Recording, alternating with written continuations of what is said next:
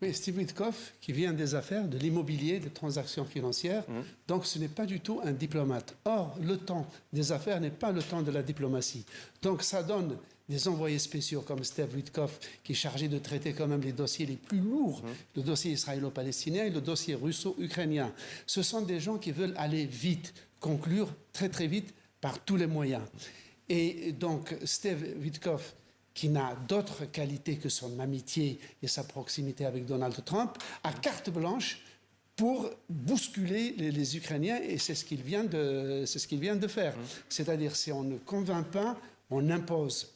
Et il est donc lui-même d'origine russe, et a toujours été un pro-Poutine. Par exemple, en 2014, lorsque la Russie a envahi la Crimée, il s'était opposé aux sanctions envisagé contre la Russie et a toujours dit que Vladimir Poutine a été contraint d'envahir l'Ukraine parce que l'OTAN provoquait. En fait, il fait le travail du secrétaire d'État Marco Rubio. Le chef de la diplomatie américaine, Kirill Dmitriev, lui aussi vient du monde de la finance.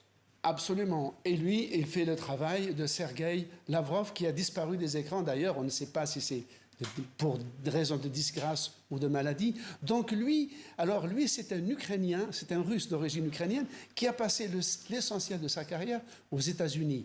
Donc il a un esprit américain, connaît très bien les Américains, et d'ailleurs fréquente les équipes de Trump depuis très longtemps. Par exemple, Steve Bannon, qui est le théoricien de la suprématie blanche, était un de ses proches.